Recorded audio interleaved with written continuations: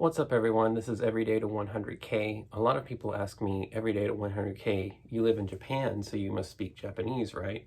Well, I do. I speak pretty well. A lot of things that I learn about speaking Japanese is that you really learn when you actually get to use the stuff that you learn in the textbooks. So today I'm going to teach you 3 words that saved my life in Japan. Some of you more advanced learners out there might see these words and think, oh, they're pretty simple. But once you see them in context, you'll understand that it goes a lot deeper than their original intended meaning. All right, so the first word we have up today is Kaisu.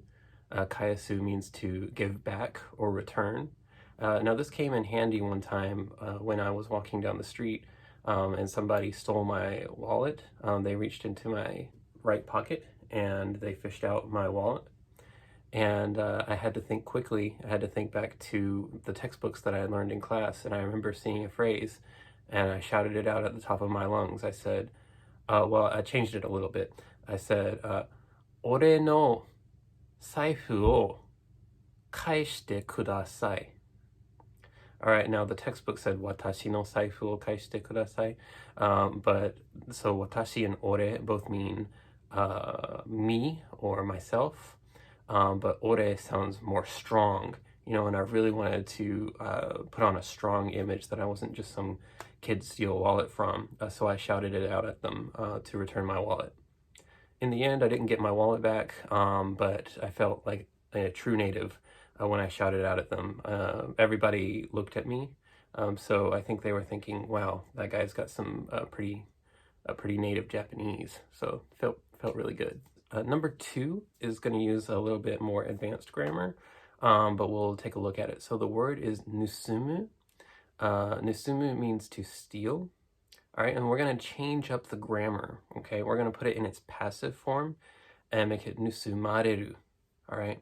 And you'll see how we'll use it in this next sentence. So this was a different day. This was about a few months after the first event. And I was walking in Shinjuku. If you've played the Yakuza games, you know exactly where I'm talking about. Really dangerous area. You don't want to go there by yourself. Ore, was there by myself. Well, I wasn't in Kabukicho, I was in the station. And somebody reached into my right pocket and stole my wallet. And thinking like last time, I shouted out as loud as I could. Nobody stopped the guy. So after I thought about what I did wrong the first time, and the first time I remembered I didn't go to the police. So I went to the police this time, and I told them, "Ore." Remember, we learned that from the first one. Makes me sound a little bit stronger, right? "Ore no saifu o nusumaremashita."